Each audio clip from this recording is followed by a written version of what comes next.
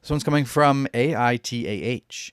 Am I the asshole for giving my friend her baby back before I was supposed to? This was posted 6 days ago with 17,000 upvotes. I am genuinely struggling with this, so I'll take any honest/direct feedback I can get.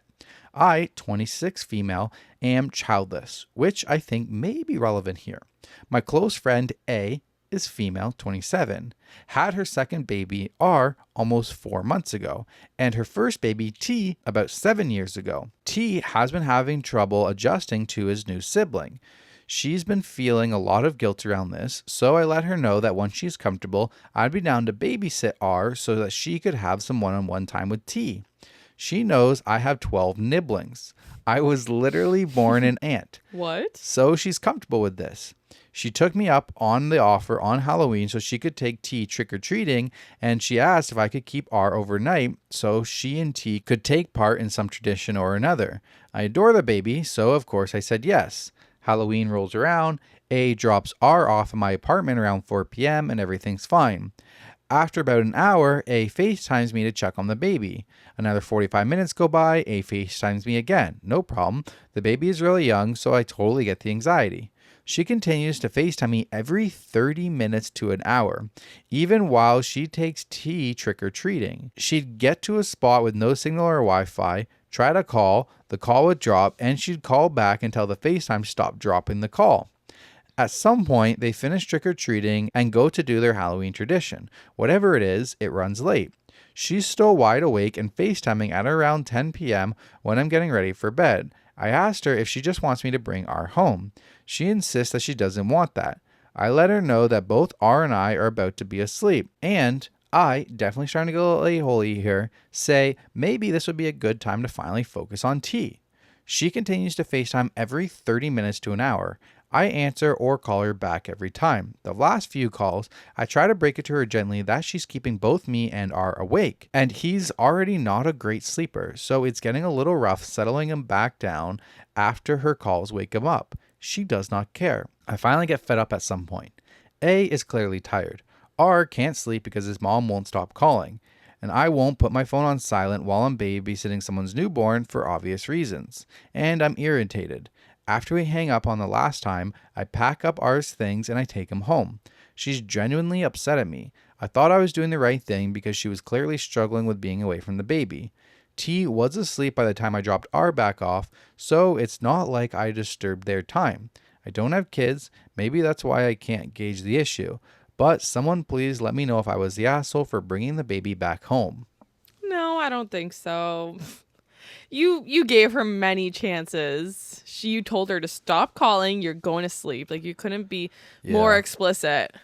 Yeah, and I feel like you did the right thing, but, you know, she doesn't want to admit it. I don't know. But, like, yeah, maybe you could have said, if you call me one more time, I'm going to bring R back home. I don't know. Yeah, maybe she could have done that, actually. Top comment says, you did the only thing that made sense. Your friend isn't ready to be away from her baby and wasn't letting you or the baby sleep. Not the asshole. Exactly. Bro, every time she calls, she's waking up the baby. I'd be pissed. I would be pissed too. Like, I would have done the exact same thing. Take your baby then. Like, I was doing you a favor. And then when she returned, the other kid had already been back to sleep. So, like, there's no reason for her to, like, even keep the baby overnight. Exactly, right? Yeah. I thought that too. Someone replies to the top comment and says, she also wasn't spending time with her other son, which was the whole reason OP offered to babysit. T obviously knew his mom was distracted and spent the whole night on her phone. And OP still kept the baby until the kid went to sleep. Yeah. Not the asshole. I know, right? Like, poor T finally getting that alone time with his mom, and then all his mom is doing while trick-or-treating is literally just FaceTiming for the baby. Yeah, like, exactly. You're not giving the kid the one-on-one time that you're trying to give. You're undercutting your own plan. Exactly. Yeah. Which honestly could be worse for T. The next comment says, that Halloween basically just reinforced all of T's issues with the baby. Even when R isn't there, they're the center of A's world. Poor T. Yeah, exactly. No wonder.